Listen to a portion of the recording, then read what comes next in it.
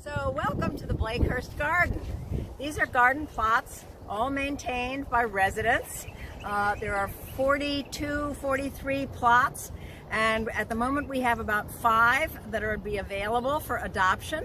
If you're interested, there are some that are bigger and some that are smaller. We have water in 3 places. There will be mulch and compost delivered. So it's really a wonderful, easy way to garden. And as you can see, people grow all kinds of things. We have a lot of wonderful bulbs blooming now, but shrubs and perennials will be starting to come up, and then we'll have a lot of annuals coming in later.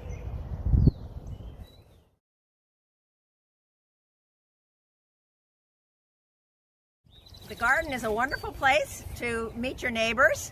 We're a very social group, and we can have conversations maintaining our social distancing. It's also a nice place to come and read a book if you'd like to in the gazebo, or bring a bottle of wine and have a drink with a friend. You will notice is that the gardens have very nice looking signs, and those are the work of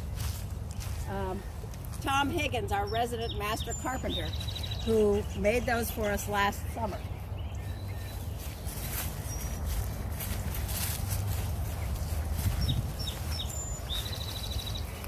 These beds belong to Ginny Weiss. Her children, as a birthday present one year, made the raised beds for her, which are easier to work.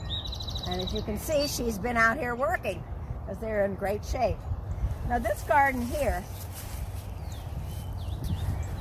was a flower bed that had been abandoned and it was unused for a long time. And we had a speaker from the Audubon Society come to talk and to tell us about planting for pollination and for food for the birds and the bees and the bugs. And so we took over this old bed, a group of us, and made a pollinator garden, and we are now certified as a bird-friendly habitat by Maryland Audubon Society. And it has everything in here is native. There's not much of anything blooming now, but the earliest things will be coming up. You can see them coming up through the leaves, and we're going to probably leave most of the leaves in this bed because they are natural compost. The one thing the goldenrod has done so well that we've dug up a lot of it and planted it other places on the grounds last year. So we've been very pleased at how successful at how happy this bed has been. To June and Bill Finney, who were one of the pioneer residents of Blakehurst. And so the soil that they made really wonderful it continues to be, which is probably why all these natives are so happy here. So we're grateful to the Finneys and that we are able to carry on their legacy.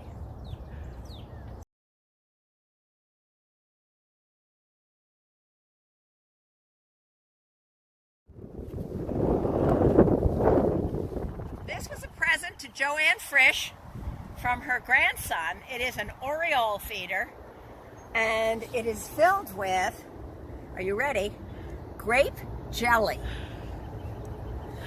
So we hope that will entice some Orioles, and they like big trees nearby, so we think this is a pretty good habitat for them.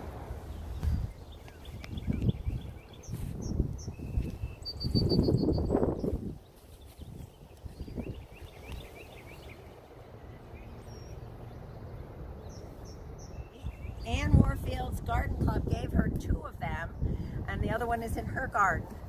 And it's the bees that use this nursery are non-stinging native bees which pollinate flowers and fruit trees and things. So they're very good things to have. And last summer, this one actually did have baby bees in it. So we'll see what happens this year.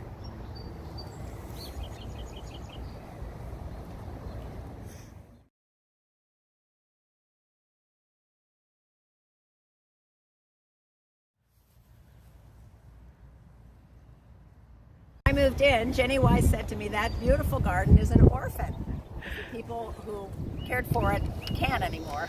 And I thought that seemed like a shame, so we adopted it. And some of the original planting is still there, and gradually we've changed things. So that I like to have flowers to cut for the apartment or to share. So a lot of my planting has that in mind. So it's for cut flowers. But things are coming up. And I mostly plant for spring and fall since we're mostly not here in the summer.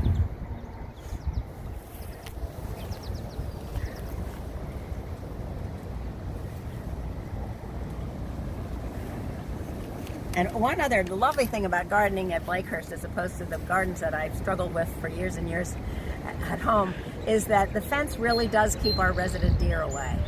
So I'm growing things that I had given up on before. And it's mostly a sunny exposure, but I know I've put some shrubs across the back of mine, which gives me a little shade in back of it for the hosta and a few other things that like to grow in shade. So everybody does something different. And it's, as my friend Mac Plant, who has one of the prettiest gardens here, said, what's not to like? One garden to take care of and 40 to enjoy. So come and join us. We have about 35 resident gardeners now. Some gardeners have more than one bed, and that's okay too. So call me if you're interested and we can talk, and I can meet you down here and you can see what's available.